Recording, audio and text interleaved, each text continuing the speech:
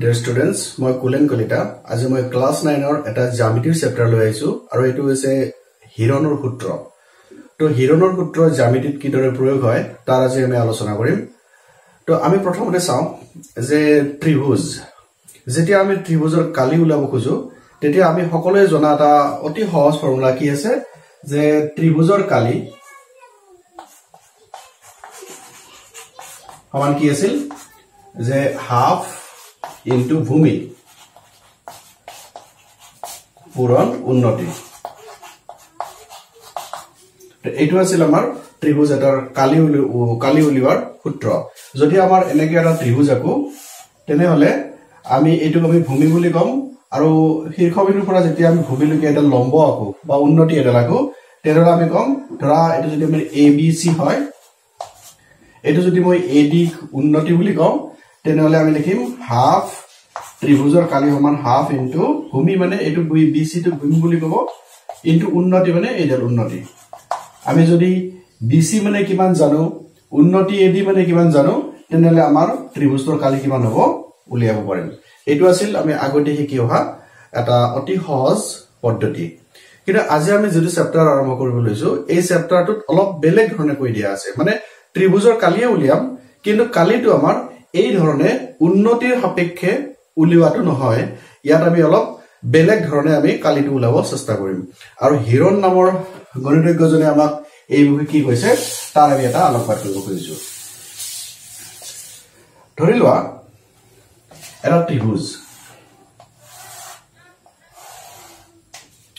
ABC নাম দিলো মই ত্ৰিভুজটোৰ নাম ABC এই ABC ত্ৰিভুজটোৰ যদি আমি কালি উলিয়াব লাগে এইবাৰ আমি অলপ বেলেগ সিস্টেমত উলিয়াম কেনেকুৱা ইয়াত আমাৰ অকল এই বাহু কেইডাল দিয়া আছে ধৰা এই AB বাহুডালৰ মান দিয়া আছে ধৰা এইটো মই A বুলি কৈছো BC বাহুডালৰ মান দিয়া আছে যে কোনো হ'ব পাৰে মই B বুলি কৈছো আৰু CA বাহুডালৰ মান দিয়া আছে ধৰা মই C বুলি কৈছো ইয়াত কোনো উন্নতি দিয়া নাই তেনে আমাৰ হাফ পূৰণ ভূমি পূৰণ উন্নতি এই সূত্ৰটোত আমি কিদৰে প্ৰয়োগ কৰিম বা পাৰিম নেকি আমি প্ৰয়োগ কৰিব তো আমাৰ বেসিক্যালি আজিৰ ক্লাসটো ইয়াৰ ওপৰতে মানে ফোকাস থাকিব ঠিক আছে তো আমি চাও যে হিৰণৰ সূত্ৰ আমাক কি কৈছে যদি এটা ত্ৰিভুজৰ বাহু তিনিটা দিয়াই থাকে হা অনলি বাহু তিনিটা দিয়াই থাকে তেতিয়া হলে তাৰ সূত্ৰটো উলিয়াবলৈ হলে আমাৰ কি আছিল যে ত্ৰিভুজৰ কালি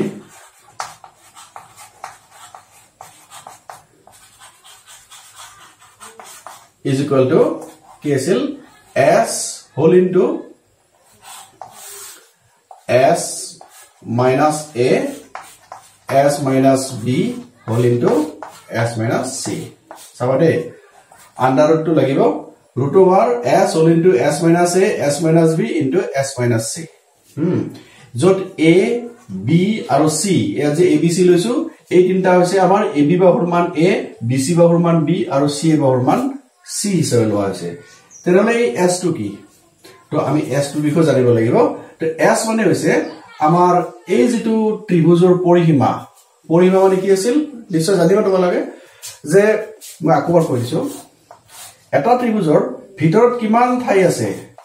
এই ঠাইখিনি কোৱা হয় কালি বুলি কালি মানে হৈছে এটা নিৰ্দিষ্ট বন্ধ ক্ষেত্ৰৰ ভিতৰত থকা যিখিনি ঠাই সেইখিনিকে কালি বুলি কোৱা হয় যেনে এই ত্ৰিভুজটোৰ কালি মানে এই ত্ৰিভুজটোৰ বাহু তিনিটাৰ ভিতৰত থকা যিখিনি ঠাই আছে তাক কালি বুলি কোৱা হ'ব আৰু আমি যাৰ কথা আলোচনা কৰিব গৈছো তো পৰিসীমা মানে কি এই বাহু তিনিটাৰ যোগফল মানে আমি যদি এই ত্ৰিভুজ আকৃতিৰ পথাৰ এখন বেৰা দিব খুজো কিমান বেৰা দিম এইখিনি হৈছে তোমাৰ পৰিসীমা মানে এই বাহুডাল যোগ এই বাহুডাল যোগ এই বাহুডাল এইখিনি কব ইয়াৰ পৰিসীমা বুলি গতিকে s মানে হৈছে আমাৰ হিৰণৰ সূত্ৰটোত দিয়া যেটো s এই s মানে হৈছে আমাৰ এই যেটো পৰিসীমা বুলি কৈছে তাৰ আধা অৰ্থাৎ পৰিসীমা কিমান হ'ব তিনিটা বাহুৰ যোগফল সো a + b + c / 2 যেতিয়া আমি এই সূত্ৰটো ব্যৱহাৰ কৰিম তেতিয়া প্ৰথমতে আমাৰ মানে কাম হ'ব এই s ৰ মানটো উলিওৱা s মানে a + b + c / 2 অৰ্থাৎ আমি a ৰ মান b ৰ মান আৰু c ৰ মানটো যি দিয়াই থাকিব তাক যোগ কৰি দুইৰে হৰণ কৰিলে s ৰ মানটো ওলাব আৰু এই s ৰ মানটো যেতিয়া আমি ইয়াত বহাই দিম এই ক্যালকুলেশনটো আমাক ক'ব হিৰণৰ সূত্ৰ বুলি সো আমি এটা তেনেহলে एग्जांपल লওঁ কেনেকৈ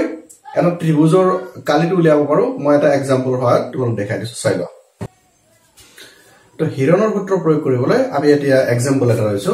তো প্ৰথমতে আমি প্ৰশ্নটো কৰি দিছো যে ত্ৰিভুজ আকৃতিৰ মাটি এটুকুৰাৰ বাহু কেইটা 3:5:7 অনুপাতত আছে ইয়াৰ পৰিসীমা 300 মিটাৰ হলে ইয়াৰ কালি উলিওৱা তো সো আমি যেতিয়াই গণিতৰ সমস্যা এটা সমাধান কৰিব বিচাৰো ই জ্যামিতিৰে হওক বা ত্ৰিকোণমিতিৰে হওক যাৰাই নহওক কিয়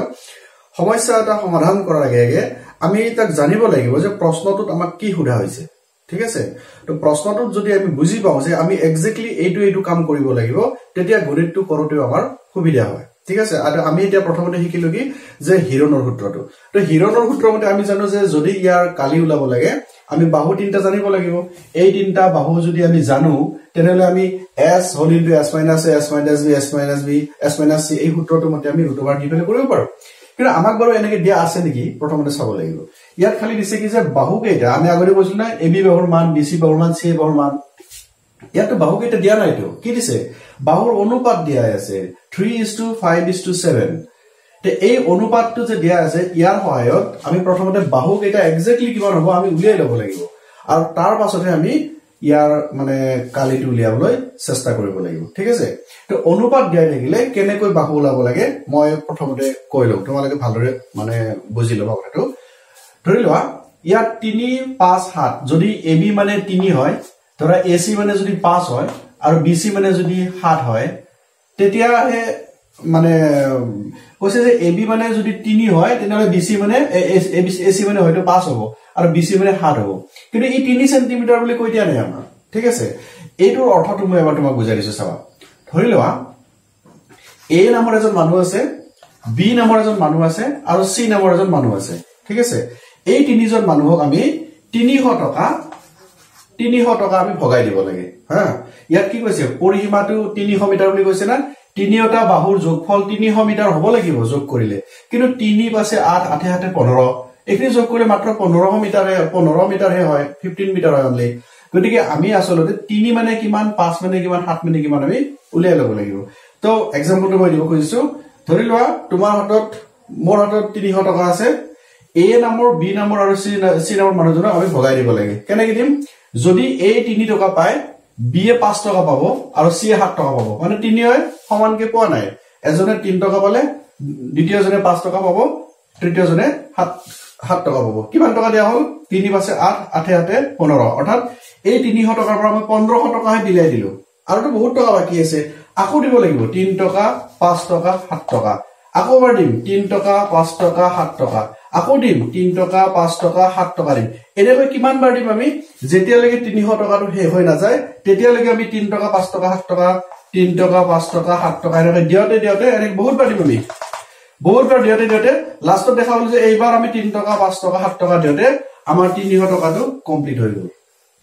ঠিক আছে এই যে a নামৰ মানুহজনে 3 টকা 3 টকা 3 টকা 3 টকা 3 টকা পাইছে ই যে 5 টকা 5 টকাকে পাইছে ই যে 7 টকা 7 টকাকে পাইছে মুঠতে কিমান টকা পালে এবাৰ যোগ কৰিব নালাগিব 3 3 6 3 9 3 12 এনেকৈ যোগ কৰিব নালাগিব হেনে b এ কিমান পালে এই গটিবিলাক যোগ কৰিব নালাগিব c এ কিমান পালে এই গটিবিলাক যোগ কৰিব লাগিব তে আমি এনেকৈ কৰাটো আৰু সম্ভৱ নহয় এ 300 টকা কৈছো মই যদি 3 লাখ টকা কলো হেতেন হয়তো আমাৰ বহুত লম্বা এটা লাইন হৈ গলে হেতেন গতিকে আমি অৰ্থটো বুজিবলৈহে ইয়াক মই কৈছো আমাৰ উলিওৱা সিস্টেমটো কিন্তু নহয় এটো আমি উলাতে কেনেকৈ উলাব লাগিব সো উলিওৱাৰ সিস্টেমটো হৈছে এনেকুৱা যে a ক আমি 3 টকা দিম b ক আমি 5 টকা দিম c ক আমি 7 টকা দিম এতে a কিমান বাৰ দিলে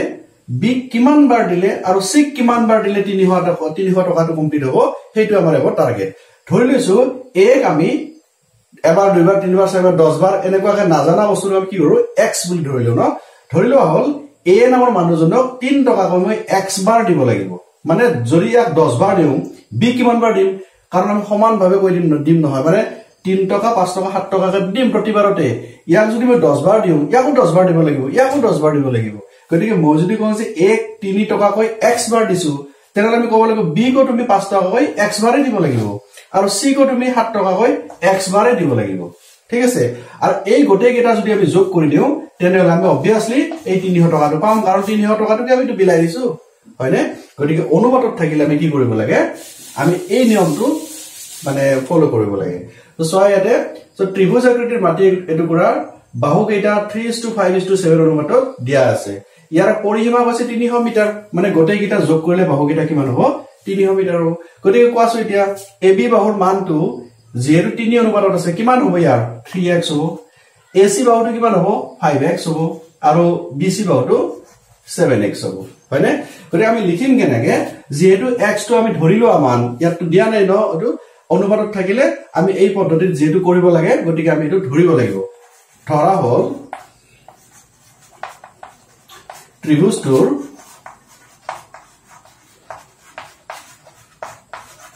বাহু কেইটা ক্ৰমে অনুপাতত থাকিলে আমি বাহু কেইটা বুলি ক'ব নোৱাৰো এতিয়া যেহেতু x বুলি ধৰিম আমি তেতিয়া বাহু কেইটা বুলি ডাইৰেক্ট ক'ব পাৰিম বাহু কেইটা কি হ'ব 3x, 5x, 7x হৈছে নে অনুপাত থাকিলে ডাইৰেক্ট এনেকৈ লিখি দিবা 3x 5x আৰু 7x হৈছে নে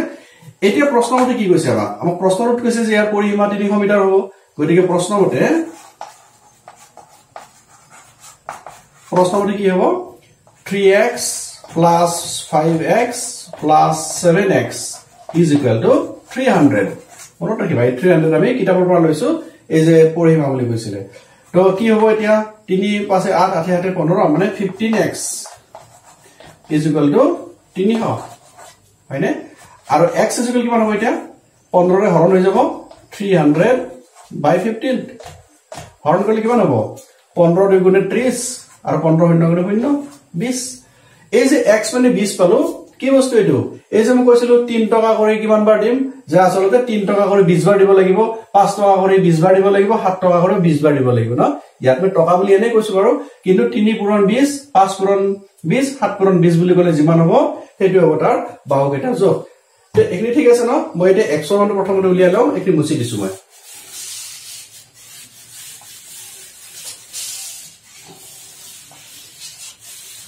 x মানে পালো আমাৰ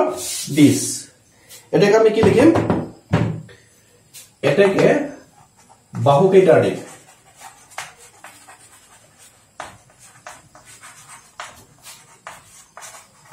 দি কিমান হ'ব সোয়া প্ৰথম যদি মই AB বাহুটো কম ধৰা AB বাহুটো বা এটা A বুলি কৈছো সাপোজ AB বাহুটো মই A বুলি কৈছো ধৰা কিমান আছিল 3x আছিল নাই এটা আমি লিখিম কি 3 পূৰণ x মানে 20 is equal to 60 মিটাৰ আমি হয়তো লিখিছো মিটাৰ হল b মানে ধৰা মই AC বাহুটোক মই b বুলি কৈছো ওকে তো 5x মানে কিমান হ'ব 5 into 20 is equal to 100 metre আৰু c বাহু মানে এটো bc টো কৈছো 7x কিমান হ'ব 7 পূৰণ 20 মানে 140 মিটাৰ হৈছে না এটো তে আমি এটা বাহু কেইটা পাই গলো বাহু কেইটা পোৱাৰ পিছত কি কৰিব লাগিব আমাৰ হিৰণৰ সূত্ৰটো কৈছে কি যে √s all into s minus a s minus b s minus c এটা abc তো বুজি পালো আমি তে s কি হ'ব তুমি আগতে কৈছো s মানে হৈছে এই গোটেই পৰিসীমাটোৰ আধা এতিয়া লিখিম এতিয়া s is equal আমাৰ কি আছিল আসলে সূত্ৰটো a plus b plus c by 2 তে এখিনি যোগ কৰি দেখাই দিব পৰা যে a মানে 60 b মানে 100 c মানে 140 দেখাই দিব পৰা আৰু নেদেখালেও কথা নাই কাৰণ আমি এই তিনটাৰ যোগফল 300 মিটাৰ হয় বুলি অলৰেডি গণিতটো পাইছো আমি গতি abc মানে পালো আমি 300 by 2 বুজি পাইছা তো এইটো মই দেখাই দিয়া নাই কাৰণ পৰিসীমা অৰ্থাৎ a plus b plus c Jogal এই তিনটা যোগ কৰিলে এইটো হ'বই কাৰণ প্ৰশ্নত পাই থৈছো তো এই যোগল কিমান হ'ব কাটিলে 2 ৰে তোমাৰ 150 হ'ব 150 এটো মিটাৰ ক'ব পাৰা তুমি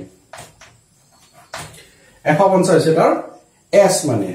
তো এতিয়া আমি কি কৰিম এই s আৰু abc ৰ মানটো লৈ পেলাই হিৰণৰ সূত্ৰ ব্যৱহাৰ কৰিম মই কৰিছো এটা চাবা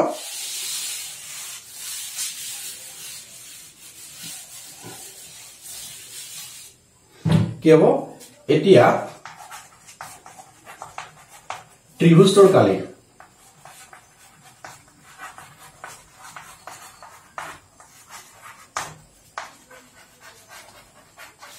কালি কিছু কি আছিল আমাৰ সূত্ৰমতে √s whole into s minus a s minus b s minus c এটো আছিল আমাৰ সূত্ৰ ত্ৰিভুজৰ কালি উলিওৱাৰ তো আমি কি কৰিম এতিয়া √s মানে কি পালো আমি 150 পালো ন 150 into s minus a s মানে 150 minus a মানে কিমান পালো এটো 20 আছিল 20 3 60 60 into s minus b মানে 150 minus b মানে কিমান আছিল আমাৰ এইটো ন 5x মানে 5 into 100 5 into b 20 100 minus s minus whole into s minus c s মানে 150 minus c c মানে এইটো আছিল ন 20 7 গুণ 140 140 হল এতিয়া আমি এইটো ক্যালকুলেট কৰিব লাগিব এটো আছে 150 পূৰণ 150 60 গলি কিমান থাকিব 90 পূৰণ এটো কিমান থাকিব 50 এটো কিমান থাকিব 150 ৰ পৰা 140 গলে 10 থাকিব হৈছে নে এতিয়া সোৱা আমি ৰুট ওভাৰটো কেনেকে আতৰাম অলপ চিন্তা কৰিব লাগিব অলপমান সহজ কৰি দিছো সবা ইয়াতে 150 আছে নহয় ইয়াক এনেকে লিখিব পাৰো নেকি আমি 3 পূৰণ 5 পূৰণ 10 6 বড় 5 3 15 15 10 150 এইখিনি মানে আমি 6 এইখিনি পালো পূৰণ 90 মানে কি লিখিম আমি 9 পূৰণ 10 নহয় জানো 9 মানে আকৌ 3 পূৰণ 3 পূৰণ 10 হলনে এই 90 টো আমি লিখিলো ঠিক আছে এইখিনি মানে আমাৰ 150 গল এইখিনি মানে আমাৰ 90 গল তাৰ পিছত কি লিখিম পূৰণ 50 মানে 5 পূৰণ 10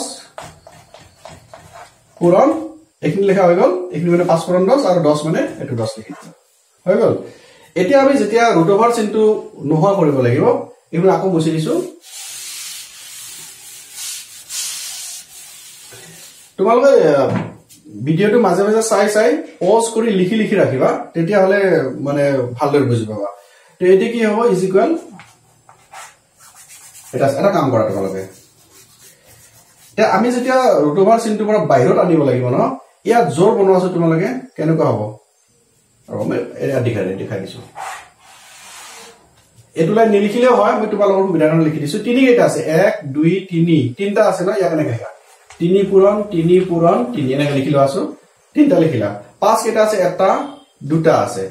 তো 5 পূৰণ 5 পূৰণ 3 লিখা হল 5 লে 10 হোৱা এটা দুটা তিনটা চাৰিটা আছে অৰ্থাৎ 10 পূৰণ 10 পূৰণ 10 পূৰণ 10 হৈছে নে এনেকৈ আছে এতিয়া সোৱা আমি জোৰ বনাইছো 3 জোৰ বনাইছো 5 জোৰ বনাইছো 10 জোৰ বনাইছো 10 জোৰ অৰ্থাৎ দুটা এটা জোৰ বনাইছো এইটো 3 জোৰ নপৰিলে ন তো আমি এটা জোৰ কৰা বিলাকক বাহিৰত উলাই আনিব পাৰিম কেনেকৈ কৰিম যে দুটা 3 আছে ইয়াৰ এটা 3 বাহিৰত আহিব পূৰণ ইয়াৰ দুটা 5 আছে ই এটা 5 বাহিৰত আহিব ইয়াৰ দুটা 10 আছে এটা 10 বাহিৰত আহিব ইয়াৰ দুটা 10 আছে এটা 10 বাহিৰত আহিব এটা ভিতৰত কিবা থাকিলে এই 3টো থাকি গল ভিতৰত ন তো আমি ভিতৰত মানে ৰুট ওভাৰৰ তলত 3 লিখিব লাগিব কিমান হল এটা তো তুমি কালি উলাইছো নহয় গটিকে মিটাৰ স্কয়াৰ বৰ্গ মিটাৰ লিখিব লাগিব তো কিমান হল 3 5 গুণ 15 15 গুণ 150 150 10 মানে 1500 আৰু ভিতৰত ৰুট 3 থাকি গল মিটাৰ স্কয়াৰ তো এইটো হল আমাৰ আনসাৰ আমি উলিয়াব লগা যেটো ত্ৰিভুজ আছিল এই ত্ৰিভুজটোৰ কালি কিমান হ'ব 1500 into root over 3 বা root 3 meter square বা বর্গ মিটার তো এনেকে আমি ত্ৰিভুজৰ কালি উলাব পাৰো হিৰণৰ সূত্ৰ মতে এতিয়া আকৌ এটা কথা চাবা ধৰি লোৱা তোমালোকক কোন এটা চতুৰ্ভুজ মানে কি লাগে আয়তে হোক সমান্তৰিকে হোক বা যি আকৃতিৰ নাথাকক যদি চতুৰ্ভুজ এটা তোমালোকক কালি উলিয়াব দিয়ে তেতিয়া কি কৰিবা ধৰি লোৱা এনেকে এটা চতুৰ্ভুজ কোনো চতুৰ্ভুজ এটা দিছে হা এই চতুৰ্ভুজটো যদি কালি উলাব লাগে কি কৰিব লাগিব তুমি চাৰিটা বাহু দিয়া থাকিব লাগিব আৰু ধৰা কৰ্ণডাল দিয়া আছে হা কৰ্ণডালৰ মান দিয়া আছে বাহু চাৰিটাৰ মান দিয়া আছে তেতিয়া কি কৰিবা প্ৰথমতে এই ত্ৰিভুজটো ধৰলে আটো মই নাম দিছো ABCD হল প্ৰথমতে তুমি ABC ৰ কাৰণে ত্ৰিভুজ ABC ৰ কাৰণে উলাই লবা এটো কিবা এটা পাই যাবা তুমি হলনে তাত কৰ্ণডালৰ মান লিখিবা কি জানিব লাগিব AB জানিব লাগিব BC জানিব লাগিব আৰু AC জানিব লাগিব এইখিনি কলে তুমি ABC ৰ কালি তুমি পাই যাবা এইখিনি কিমান মানে সেন্টিমিটার কলে সেন্টিমিটার মিটার কলে মিটার সিএম স্কয়ার পাই যাব এটা এইটো ত্রিভুজ লাগিব নহয় এইটো ত্রিভুজলে ত্রিভুজ ACD ৰ কালি বুলি কলে কি বাবা ইয়াতে AC ৰ মান দিয়া আছে AD মান জানিব লাগিব আৰু CD ৰ মান জানিব লাগিব জানাৰ ফলত এইটো কালি তুমি পাই যাবা এটা আমি জানো যে ABCD চতুৰ্ভুজ যেটো আছে চতুৰ্ভুজ ABCD ইকুয়াল কি হ'ব ত্ৰিভুজ ABC যোগ ত্ৰিভুজ ACD হৈছে নে গতিকে দুটাৰ কালি যোগ কৰি তাৰ যেটো কালি পাবা তুমি হেতু হ'ব আমাৰ চতুৰ্ভুজটোৰ কালি গতিকে এদেকৈ মানে চতুৰ্ভুজটো যদি আমাক আয়ত দিয়ে যদি কাৰোবাৰ মানে কেতিয়াবা সামান্তৰিক দিয়ে বৰ্গত দিয়ে যি দিও কিয় তোমালোকে এই পদ্ধতিটো অৱলম্বন কৰিবা দুটা ত্ৰিভুজত ভাগ কৰিবা আৰু এই দুটা ত্ৰিভুজৰ অকলে অকলে কালিটো উলিয়াই যোগ কৰি দি দিবা তেতিয়া চতুৰ্ভুজ বা আয়ত সামান্তৰিক যি দিয়ে তাৰ কালিটো তোমালোকে পাই যাবা তো এটা কাম কৰিবা তোমালোকে লেসনৰ পৰা প্ৰশ্ন কিছুমান লবা সেই প্ৰশ্নবিলাক তোমালোকে মই কোৱা পদ্ধতিত মানে কিতাপত যেনেকৈ দিয়া আছে তোমাৰ ছাৰ বাইদেউসকলে যেনেকৈ শিকাইছে সেই পদ্ধতিটো বা মই কোৱাৰ লগত সামঞ্জস্য ৰাখি তোমালোকে কিছুমান প্ৰশ্নৰ মানে সমাধান কৰিবা সলভ কৰিবা